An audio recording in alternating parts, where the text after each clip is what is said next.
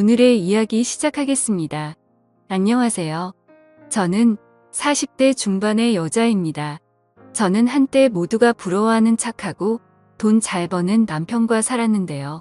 한순간의 실수로 이 모든 것을 잃어버리고 말았습니다. 저희 때에는 옛날과 달라서 주변 여자인 친구들이 모두 직장을 갖고 일하고 싶어 했거든요. 하지만 저는 밖에서 일하는 데에는 별로 관심이 없었어요. 제 꿈은 형모양 처이자 살림자라는 가정주부였죠. 친구들은 다 비웃었어요. 꿈을 크게 가져라. 옛날 사람처럼 주부가 되고 싶다면 어떡하니? 그래도 저는 남편을 내조하고 뒷바라지하고 싶은데 어쩌나요? 가정도우미나 아이를 키우는 직업도 전문적으로 있잖아요. 저는 돈을 안 받을 뿐이지 사랑하는 남편과 아이를 위해 일하고 싶을 뿐이었습니다. 제가 일찍부터 가정을 이루고 싶은 사람이어서 그런지 어릴 때부터 이상형이 남들과는 달랐습니다. 다른 여자친구들은 20대 초반에는 잘생기고 키 크고 재미있는 남자를 선호했는데요. 저는 못생기고 숙맥이더라도 가정적이고 돈 잘 버는 남자를 만나고 싶었죠. 그렇게 직업 좋고 순수한 남자를 만나 결혼까지 하게 되었습니다. 남편은 유명 금융계 회사에서 일하고 있어서 돈도 잘 벌고 승진도 빨랐었죠. 거기서 아이만 생기면 제가 생각하던 완벽한 가정이었죠. 그런데 아무리 노력해도 아이가 생기지 않더라고요. 저희 부부는 아이를 너무 갖고 싶었는데 말이에요. 병원에 가서 확인을 해도 남편 쪽도 저도 아무 문제가 없었어요. 몇 년 동안 배란기 때마다 노력을 해도 생기지 않아서 결국 제 나이가 40대에 들어서면서 아이를 갖길 포기했습니다. 그렇게 남편과 둘만 살게 되었죠. 남편은 우리 둘이어도 괜찮다고 아이가 있어서 더 문제 있는 집이 많잖아라고 하면서 저를 위로하곤 했는데요. 그래도 저는 마음에 상실감이 컸죠. 안 돼서 못하는 거랑 자발적으로 안 하는 거랑은 차원이 다르잖아요. 둘만 살다 보니 적적하고 친구들의 아이들이 쑥쑥 크는 것도 부럽고 남편과 결혼할 때는 단점이라고 느껴지지 않았던 것들도 점점 크게 느껴지더라고요. 성실하고 착하기는 한데 재미도 없고 특히 밤에 함께 있을 때면 한결같이 재미없는 사람이었거든요. 무언가 하려고 시도를 해도 잘 되지도 않았고요. 남편과 결혼하고 나서 아이를 갖기 위해 의무적으로 하는 것 말고는 거의 안 하게 되더라고요. 남편이 요구도 하지 않았고요. 그렇다고 남편이 어디 다른 데서 바람을 피운다거나 그러진 않았던 것 같습니다. 매번 회식이 끝나면 집에 꼬박꼬박 온 것 같았고 휴대폰 검사를 해봐도 아무것도 나오지 않았고요. 현금을 뽑았다든지 하는 기록도 전혀 나오지 않았습니다. 그래서 안심이긴 한데 삶의 흥미가 점점 사라지고 있었죠. 그러던 와중에 동창 모임을 나가게 되었습니다. 오랜 결혼 생활을 하다 보니 잘 지내는 친구들도 있었지만 결혼 생활에 지쳐있는 친구들도 많더라고요. 요새는 애인이랑 밖에 안 한다고 하는 친구도 있고 남편은 가족인데 그런 거 하는 거 아니라고 하는 친구도 있었습니다. 다들 그런 사람은 어디서 구하냐고 물으니 동호회나 어플에서 많이들 구한다고 하더라고요. 친구들이 언제 이렇게 망가졌나. 고등학교 때는 이런 모습을 상상도 못했는데라는 생각이 들면서도 호기심이 들더라고요. 저는 남편 아닌 다른 사람과 할 생각은 해본 적도 없었는데요. 요새 들어서 시간은 많고 같이 시간 보낼 사람은 없어서 그런지 머릿속에 자꾸만 잡념이 생기더라고요. 자연엔 다른 남자와 만나면 어떨까 하고요. 그렇게 저는 친구들이 말하던 어플을 몰래 검색해서 깔았습니다. 나이도 어리고 괜찮게 생기고 무엇보다 저를 원하는 남자들이 그렇게 많은 줄 몰랐습니다. 그 중에서 대화도 어느 정도 통하고 괜찮게 생긴 연하남을 만나게 되었죠. 그 남자는 나이가 28살이었는데요. 아직 취업을 하지 못해 물류센터에서 일을 하고 있다고 하더라고요. 원래는 처음부터 할 생각은 아니었습니다. 첫 만남에서는 카페에서 이야기를 하고 저녁을 먹고 집에 가려고 했었죠. 연락도 몇 주간 해보고요. 하지만 저녁을 먹고 나서 남자가 저를 찾더라고요. 자기 집에서 술 한잔 더 하자면서 눈구렁이처럼 제 팔을 꽉 잡는데 그 소나기 힘에 저절로 설레더라고요. 저도 모르게 그 남자의 손길에 얼굴이 빨개지더라고요. 남자의 집은 원룸촌으로 유명한 동네의 빌라 2층이었습니다. 그런 동네를 간 것은 대학생 때 이후 오랜만이었죠. 남자의 이름은 영준이었는데요.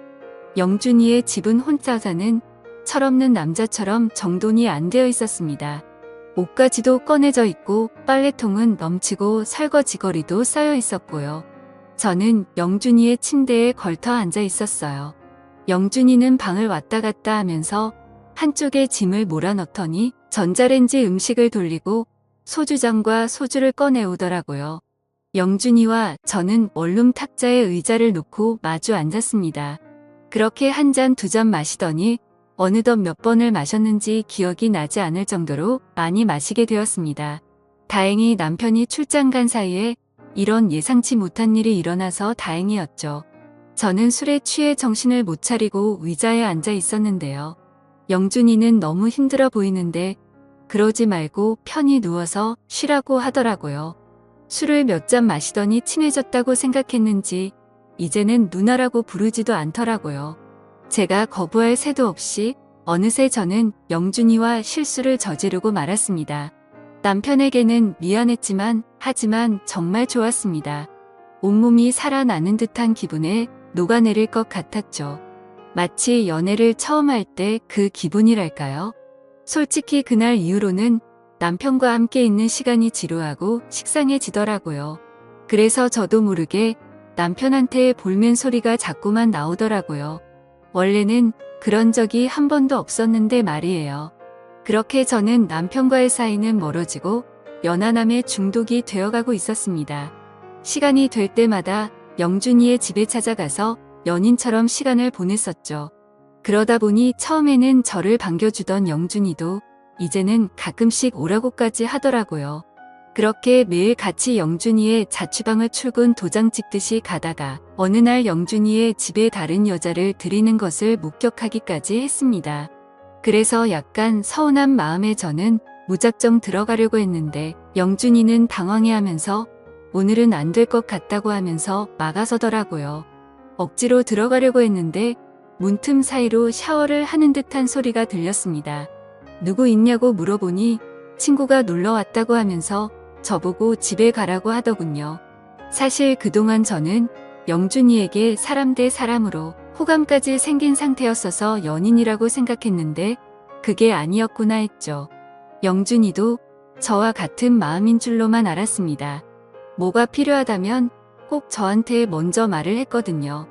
마치 연인한테 의지하듯이 말이죠. 그래서 필요하다는 것은 무엇이든지 사다 줬습니다. 심지어 고가의 옷이나 핸드폰 같은 물건들도 말이죠. 감기가 걸리거나 아플 때도 저에게 말해서 간호해달라고 하고 저는 그래서 저희가 각별한 사이인 줄로만 알았습니다. 영준이도 저를 단순한 만남이 아닌 애인으로 생각하는 걸로 알았죠. 그런데 제가 없는 날에 다른 여자를 집에 부른다는 걸 알고 나니 배신감이 들더라고요. 그렇게 저를 쫓아내고 문을 확 닫아버렸습니다.